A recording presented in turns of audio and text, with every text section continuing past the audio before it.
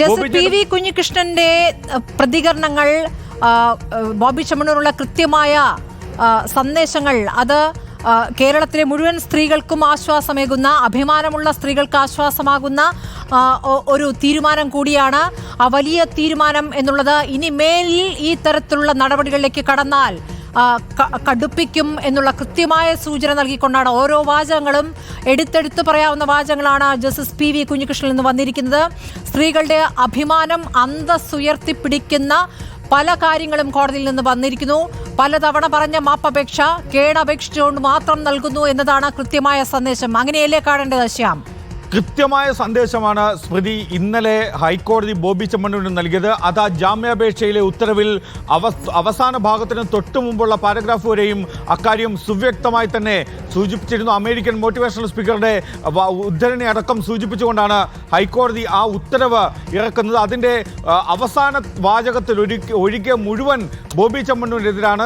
സ്ത്രീയുടെ അഭിമാനം ഉയർത്തിപ്പിടിക്കുന്ന രീതിയിലാണ് ഹൈക്കോടതി അതിൻ്റെ വിധിന്യായം തന്നെ പുറപ്പെടുവിച്ചത്, അല്ലെങ്കിൽ ആ ഉത്തരവ് പുറത്തിറക്കിയത്. അതിന് ഏറ്റവും ഒടുവിൽ ബോബി ചെമ്മണ്ണൂരിന് bail is the rule, jail is the exception എന്ന ഒറ്റ കാരണത്താൽ ബോബി ചെമ്മണ്ണൂരിന് ജാമ്യം നൽകുന്നു എന്നാണ് ഇന്നലെ ഹൈക്കോടതി പ്രഖ്യാപിച്ചത്.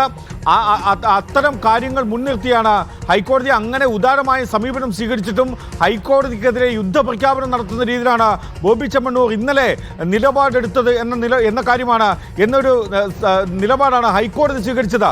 അതിൻ്റെ കൂടി അടിസ്ഥാനത്തിലാണ് ഹൈക്കോടതി ഇന്ന് കടുത്ത നടപടികളിലേക്ക് കടന്നതും 3 തവണ ഇന്ന് ഈ വിഷയം പരിഗണിക്കാൻ വേണ്ടി ഹൈക്കോടതി തീരുമാനിച്ചതും. അതിൻ്റെ അടിസ്ഥാനത്തിൽ ഹൈക്കോടതി ഈ വിഷയം പരിഗണിക്കുമ്പോൾ ബോബി ചെമ്മണ്ണൂരിനെതിരെ അതിരൂക്ഷമായ ഭാഷയിലുള്ള വിമർശനമുയർത്തിയത് 3ാമത്തെ തവണ 1:45 അല്പസമയം മുമ്പ് ഈ വിഷയം ഹൈക്കോടതി പരിഗണിക്കുമ്പോൾ പോലും ഹൈക്കോടതി വ്യക്തമാക്കിയ ഒരു കാര്യം, താങ്കൾക്ക് ബോബി ചെമ്മണ്ണൂരിനെതിരെ പ്രഥമ ദൃഷ്ട്യാ ഈ കുറ്റകൃത്യം നിലനിൽക്കും എന്നാണ് ഹൈക്കോടതിയുടെ നിരീക്ഷണം എന്ന കാര്യവും കൂടി അഭിഭാഷകനെ ബോബി ചെമ്മണ്ണൂരിനെ, അഭിഭാഷകനല്ല അത് ബോബി ചെമ്മണ്ണൂരിനെയാണ് ഓർമ്മിപ്പിക്കുന്നത്. ബോബി ചെമ്മണ്ണൂരിനെ ഓർമ്മിപ്പിച്ചാണ് ഹൈക്കോടതി ഇതിൻ്റെ നടപടികൾ അവസാനിപ്പിക്കുന്നത്. ഇന്നലെ കഴിഞ്ഞ ദിവസം ജാമ്യാപേക്ഷയിൽ വാദത്തിന് ഹാജരാക്കുമ്പോൾ മുതിർന്ന അഭിഭാഷകൻ